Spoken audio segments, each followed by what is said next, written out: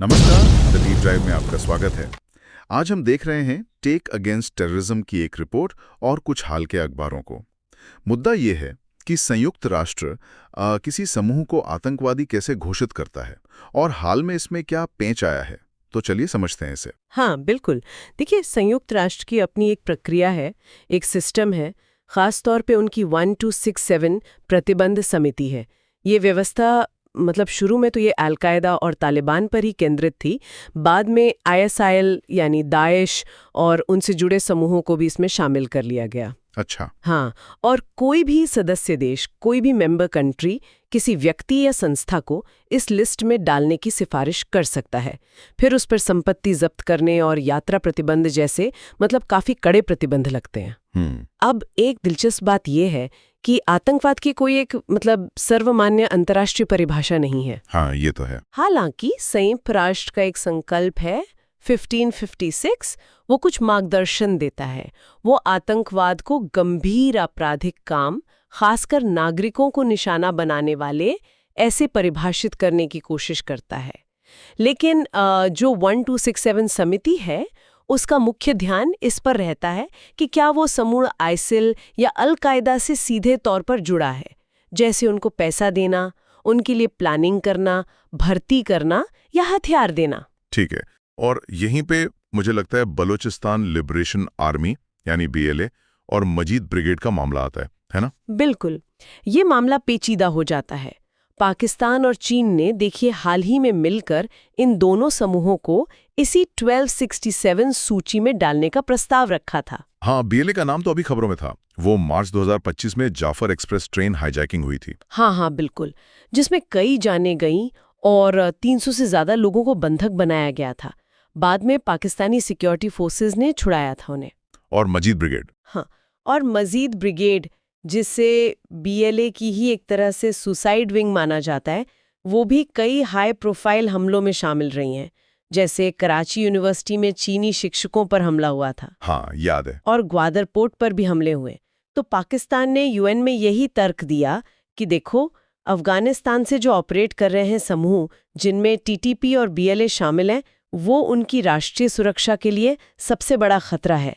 और उन्होंने ये भी दावा किया कि BLA और मजीद ब्रिगेड के अल-कायदा और ISIL से संबंध है, इसलिए उन्हें 1267 लिस्ट में डाला जाना चाहिए। लेकिन फिर यहीं पर कुछ हुआ ना, अमेरिका, ब्रिटेन, फ्रांस, उन्होंने इस पर रोक लगा दी। बिल्कुल, यही कहानी में मोड़ आया। अमेरिका, ब्रिटेन और फ्रांस ने इस प्रस्ताव पर तकनीकी रोक टेक्निकल होल्ड लगा दिया। तकनीकी रोक, इसका क्या मतलब होता है? हाँ, तकनीकी रोक का मतलब है कि प्रस्ताव पर फिलहाल विचार नहीं किया जाएगा।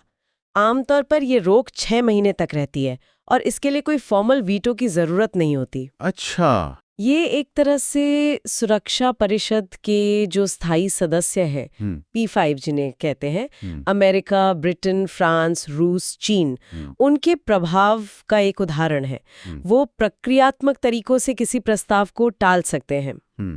इन पश्चिमी देशों का अमेरिका, ब्रिटेन, फ्रांस का आधिकारिक तर्क ये था कि पाकिस्तान और चीन ने BLA और मजीद ब्रिगेड का अल-कायदा या ISIL से सीधा संबंध साबित करने के लिए पर्याप्त सबूत नहीं दिए हैं। सबूत काफी नहीं थे। हाँ, उनका कहना था कि ये जो 1267 सूची है, ये खास तौर पर इन्हीं वैश्विक आतंकी समूहों अल-कायदा और ISIL और उनसे सीधे जुड़े संगठनों के लिए ही है। लेकिन इसमें एक पेच है ना?